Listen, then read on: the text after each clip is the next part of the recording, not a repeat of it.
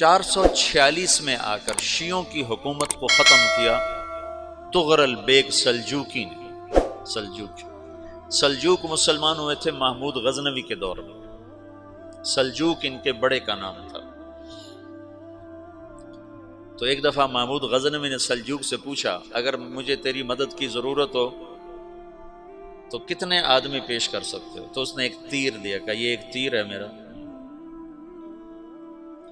کسی کو یہ تیر بھیج کر میرے علاقے میں بھیج دو تو چند گھنٹوں میں 1,00,000 تلواریں تیرا پہرا دینے کے لیے تیار ہوں، میرے پاس اتنی طاقت ہے۔ تو یہ سلجوک کی نسل میں تھا تغرل بیگ۔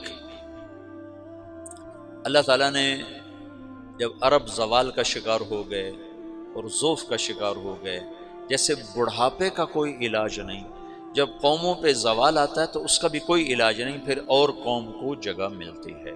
جیسے بڑھاپا ایک فرد پہ آتا ہے، ایسے بڑھاپا قوم پہ آتا ہے۔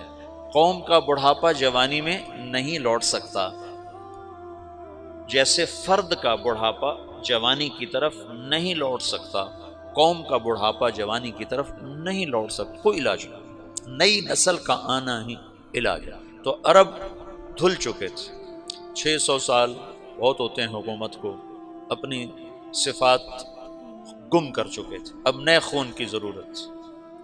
تغرل بیگ پہلا شخص تھا جس نے آ کر اہل السنت والجماعت کو استحکام بخشا، شیعوں کی حکومت کو ختم کیا، بغداد سے، شام سے، ان سارے علاقوں سے۔ صلاح الدین ایوبی نے اسماعیلی شیعہ کی حکومت کو ختم کیا، مصر۔ العاضد ان کا آخری خلیفہ تھا صلاح الدین ایوبی، نور الدین زنگی رحمۃ اللہ علیہ کا پروردہ تھا، اس کا دوست تھا، اس کے دوست بھی تھا، بچہ بھی تھا اس کے سامنے، زیادہ لکھنے پڑھنے کا شوق تھا۔ پھر اللہ تعالیٰ نے اس سے کام لیا اور اس کو مصر کا گورنر بنا کے بھیجا، مصر کی مدد کے لیے بھیجا، تو وہاں اس نے صلاح الدین ایوبی نے وہاں ختم کیا، تغرل بیگ نے یہاں ختم کیا۔ تو پھر سلجوک جو تھے نا یہ اقتدار میں آئے، ادھر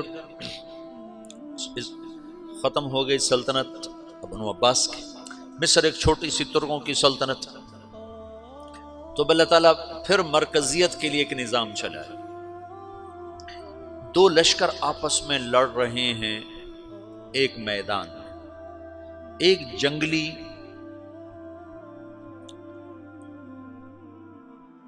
بدوؤں کا قافلہ، جنگل کے لوگ اپنے قبیلے کو لے کر، ایک جنگلی قبیلہ اپنے سردار کے ساتھ نقل مکانی کر رہا ہے ایک جگہ سے دوسری جگہ۔ اللہ کا نظام کہ یہ لوگ چلتے چلتے چلتے اس وادی میں پہنچ گئے جہاں جنگ ہو رہی ہے، دو لشکر آپس میں لڑ رہے ہیں۔ جب یہ وہاں پہنچتے ہیں تو ایک لشکر کے قدم اکھڑ رہے ہیں اور دوسرا غالب آ رہا ہے۔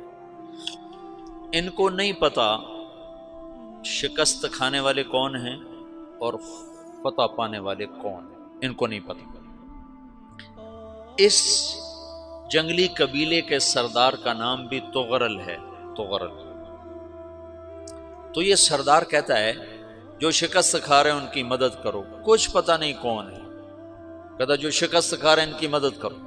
تو 400 وحشی جنگلیوں نے فاتح لشکر کے پیچھے حملہ کر دیا۔ وہ تو ایک کافی ہوتا تو 400 دوڑ جب تلواریں پڑیں تو چند لمحوں میں نقشہ بدل گیا، بھاگنے والے جم گئے اور جمنے والے بھاگ پڑے۔ جب جنگ ختم ہوئی تو شکست خوردہ لشکر کے بادشاہ نے ان کو بلایا، اسے پوچھتا ہے مجھے جانتے ہو میں کون ہوں؟ کہا نہیں۔ کہا تو تم نے میری مدد کیوں کی؟ کہا انسانی ہمدردی کی وجہ سے، تمہیں شکست ہو رہی تھی اس لیے تمہاری مدد کی۔ پھر اس نے اپنا تعارف کرایا، میں ہوں سلیمان سلجوکی، ترکی کا بادشاہ۔ مسلمانوں کا لشکر تھا اور تاتاریوں سے شکست کھا رہا تھا، تاتاری فتح پا رہے تھے، مسلمان شکست کھا رہے تھے۔ تو وہ اللہ کی غیبی مدد بن کر آئے، تو وہ اس سے کہتا ہے میرے ساتھ رہنا پسند کرو گے؟ تم نے میرے اوپر احسان کیا ہے، میں اس کا بدلہ دینا چاہتا ہوں، میرے ساتھ رہنا پسند کرو گے؟ کہنے کا کر لوں گا۔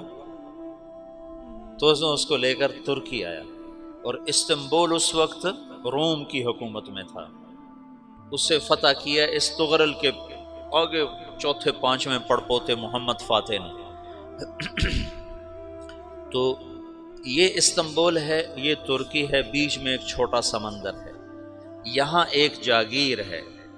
تو سلطان سلیمان کہتا ہے یہ جاگیر تجھے وقف ہے، ادھر سے رومی مجھے تنگ کرتے ہیں حملے کر کر کے، تو میرا دفاع کرتے رہنا، یہ جاگیر تیری۔ یہ اس جاگیر پہ اس نے اپنے قافلے کو آباد کر دیا، اپنے قبیلے کو، اور ایک چھوٹی سی حکومت بنا لی، جو ایک صوبہ سمجھو سلمان سلجوقی کا، وہ ایک چھوٹا سا صوبہ ہے۔ وہاں جب یہ رہ پڑا تو پھر یہ ایک شیخ کے بیت ہوتا ہے، وہاں شیخ طریقہ میں ان کے یہ بیت ہونے جاتا ہے، وہ اس کو رات اپنے پاس ٹھہراتا ہے، تو ایک کمرے میں ان کا خادم ٹھہراتا ہے۔ یہ جب کمرے میں جاتا ہے تو سامنے دیوار میں طاقچے پر قرآن پڑا ہوا ہے، تو یہ تغرل بیگ کہتا ہے یہ کیا ہے، یہ کیا ہے؟ تو وہ خادم کہتا ہے یہ کتاب اللہ ہے، قرآن ہے۔ اچھا، وہ اس کو وہاں چھوڑ کے باہر چلا جاتا ہے۔ وہ دیہاتی آدمی، جنگل کا رہنے والا، پہلی دفعہ زندگی میں قرآن دیکھا، وہ کہتا ہے یہ قرآن ہے، اللہ کی کتاب ہے، میں اللہ کی کتاب کے سامنے سو جاؤں، کتنی بے ادبی ہے۔ تو اس نے ایسے قرآن اٹھایا اور سر پہ رکھ لیا اور کھڑا ہو گیا، ساری رات قرآن سر پہ رکھ کے کھڑا رہا۔ رات کے پچھلے پہر اس کو خواب آیا، کھڑے کھڑے اس نے دیکھا کہ اس کی پشت سے ایک چاند نکلا اور شیخ کی بیٹی کے سینے میں جا کے اتر گیا، پھر اس لڑکی کے سینے سے ایک درخت نکلا جو پھیلتے پھیلتے پھیلتے 3 بر اعظم پہ چھا گیا، افریقہ پر، یورپ پر، ایشیا پر۔ پھر اس کی آنکھ کھل گئی، وہ کھڑا ہوا ہے، تو اس نے صبح یہ خواب اپنے شیخ کو سنایا، تو انہوں نے اپنی بیٹی اس کے نکاح میں دی تھی۔ اس بیٹی سے ایک بچہ پیدا ہوا، تغرل بیگ نے اس کا نام رکھا عثمان، عثمانی ترک نام سنا ہوا، جو میں نے کل بتایا تھا کہ 1924 میں وہ خلافت ختم ہوئی، تو ایک بیٹا پیدا ہوا عثمان۔ عثمان نے پھر ایک نئی اسلامی حکومت کی بنیاد رکھی جو 1924 تک چلتی رہی، کوئی 800 سال یہ حکومت چلی۔ تو حکومت کا شیرازہ بکھرا، لیکن پھر جڑ جاتا تھا، اور وہ قرن اول والا جوڑ کبھی نہ پیدا ہوا، ٹکڑے بن گئے۔ ان ٹکڑوں میں اللہ لوگ پیدا کرتا رہا جو دعوت دیتے رہے، دعوت زندہ رہی۔ جو تربیت کا نظام تصوف کے ساتھ تھا اب وہ تبلیغ کے ساتھ،